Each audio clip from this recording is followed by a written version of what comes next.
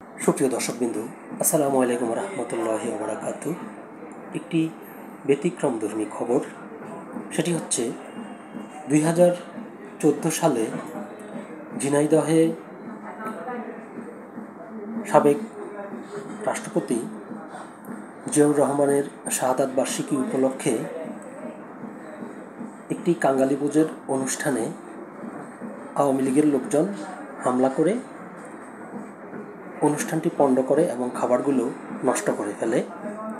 সেটি দেখে নিজামুদ্দিন নামে এক লোক, তিনি প্রতিজ্ঞা করেন যে বিএনপি রাষ্ট্রীয় ক্ষমতায় না আসা পর্যন্ত তিনি ভাত খাবেন না।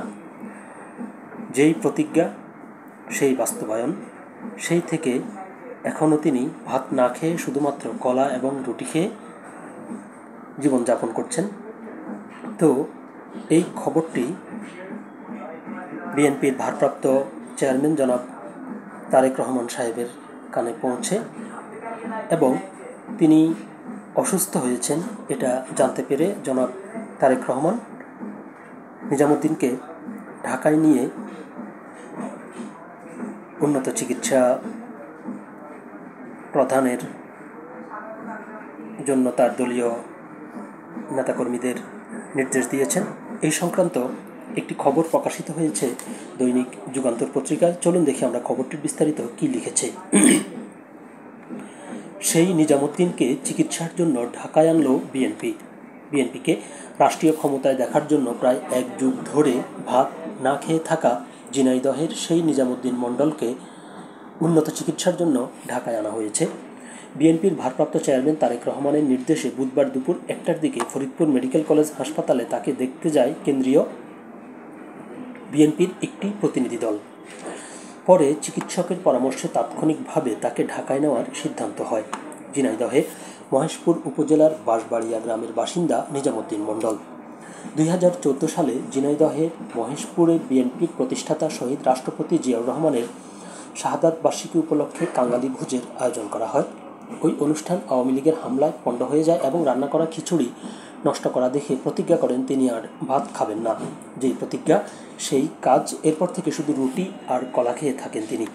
জানা গেছে গত ঈদ উল ফিতরের পর থেকে তার শারীরিক অবস্থার অবনতি হয়।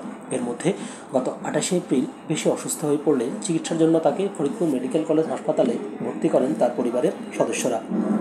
ফরিদপুর মেডিকেল কলেজ হাসপাতালের মেডিসিন বিভাগের ইনচার্জ ডাক্তার দেবব্রত জানান, নিজামুদ্দিনের ফুসফুসে ক্ষত দেখা দিয়েছে, এজন্য তার উন্নত চিকিৎসা প্রয়োজন।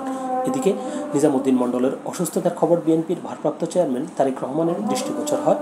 পরে তার নির্দেশে ফরিদপুর মেডিকেলে ছুটে যান কেন্দ্রীয় বিএনপির স্বাস্থ্য বিষয়ক সম্পাদক ডাক্তার রফিকুল ইসলাম ও আমরা বিএনপি পরিবারের আহ্বায়ক আতিকুর রহমান রুমন সহ একটি প্রতিনিধি দল। তারা নিজামুদ্দিন মণ্ডলের শারীরিক অবস্থার খোঁজখবর নেন এবং তার পরিবারের সদস্যদের সঙ্গে কথা বলেন। পরে ডাক্তার রফিকুল ইসলাম বলেন, নিজামুদ্দিন মণ্ডলের অসুস্থতার বিষয়টি তারেক রহমানের দৃষ্টিগোচর হয় এবং রাতে আমাদের ফোন করে খোঁজ নেওয়ার কথা জানান।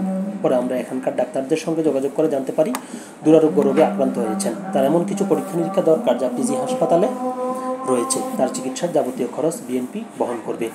বিএনপির এই কেন্দ্রীয় নেতা বলেন, নিজামুদ্দিন বিএনপির একজন সমর্থক। তার যে প্রতিজ্ঞা এবং দলের প্রতি তার যে ভালোবাসা, সেই ভালোবাসার প্রতি শ্রদ্ধা জানিয়েছেন তারেক রহমান। এছাড়া তার মতো যেসব নেতাকর্মী বা সমর্থক রয়েছেন প্রত্যেকের খোঁজ খবর নেওয়া হবে। এর আগে নিজামুদ্দিন মণ্ডলের হাতে নগদ টাকা তুলে দেন বিএনপির নেতারা। পরে নেতারা নিজামুদ্দিন মণ্ডলকে পিজি হাসপাতালে নেওয়ার জন্য একটি অ্যাম্বুলেন্সে তুলে দেন।